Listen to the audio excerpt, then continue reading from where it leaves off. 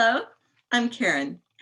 In our classroom here at Cottage Montessori every year during our holiday celebration, I present a little puppet show of the shoemaker and the elves.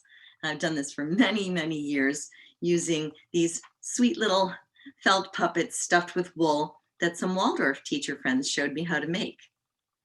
This year, we were only able to show this puppet show to the children in the classroom because parents were not allowed to come in because of the pandemic in 2020. So I wanted to make a video and put it on our YouTube channel so that parents and children could watch it together, and maybe grandparents. And some of you that aren't in my class and don't even know any children in my class could watch it too. So here is our presentation of the Elves and the Shoemaker. I hope you enjoy it.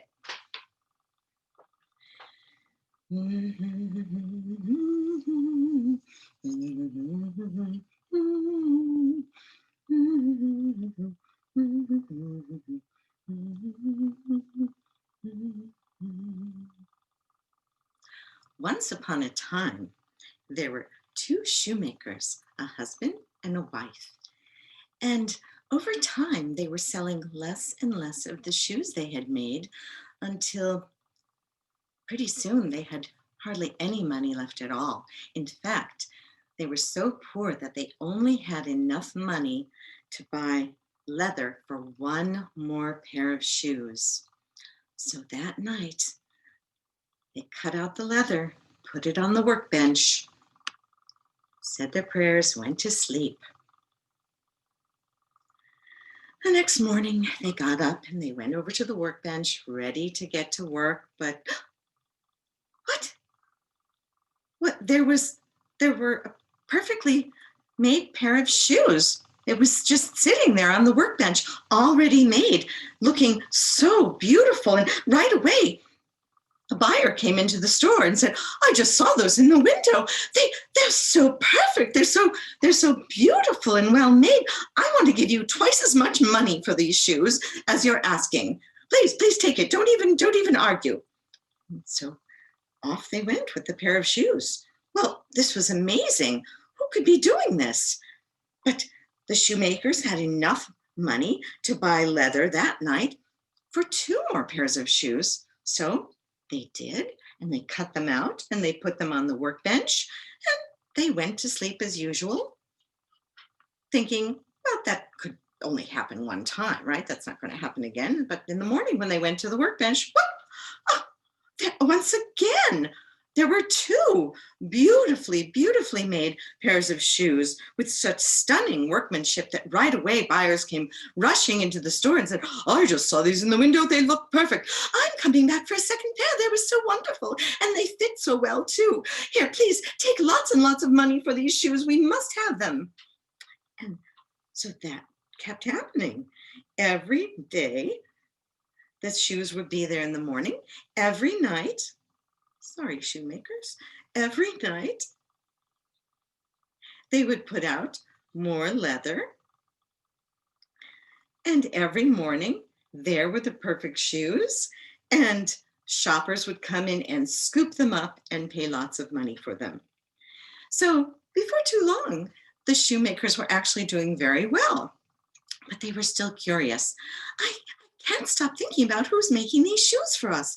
I know it is a mystery. What do you think we could do? How could we find out? Well, I have an idea.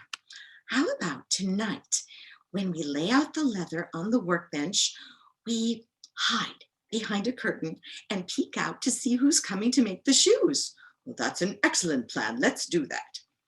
So the shoemaker and his wife stood in the corner of the room after they had put out the leather that they had cut, and they stood behind a curtain, hiding themselves and just peeking out, and waited to see what would happen.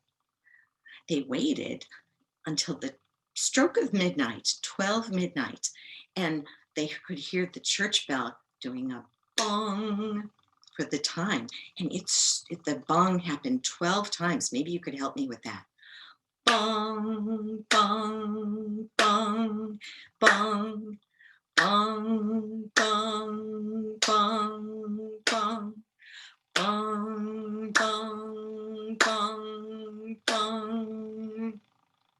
And at exactly the stroke of midnight, in came running two little naked elves, and they danced around the room and around the room, and they danced over to the workbench, and they saw the leather and immediately got to work hammering and sewing and crafting the beautiful shoes.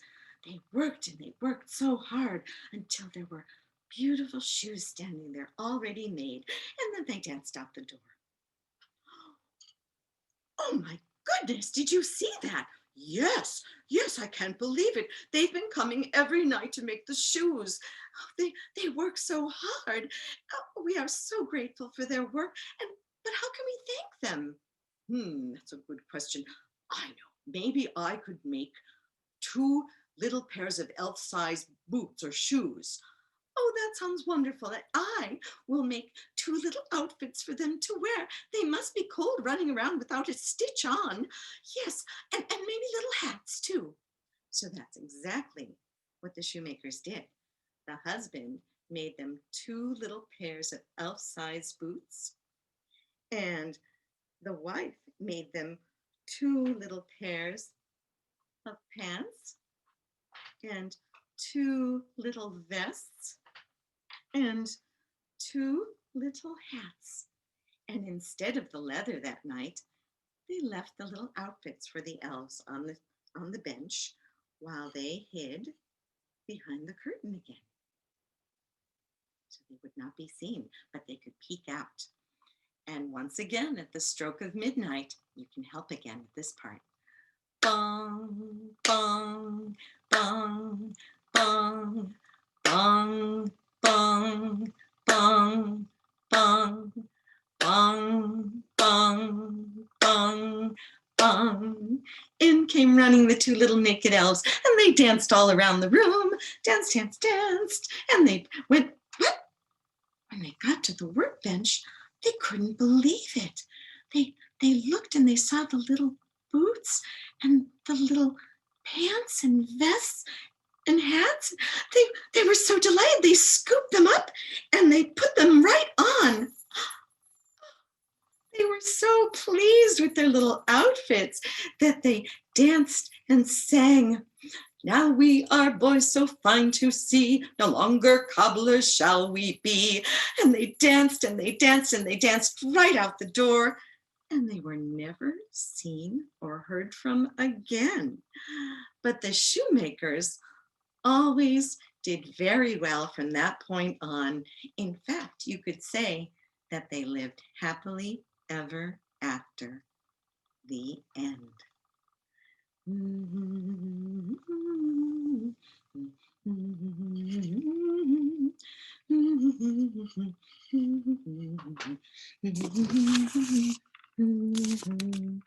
And happy holidays from Cottage Montessori.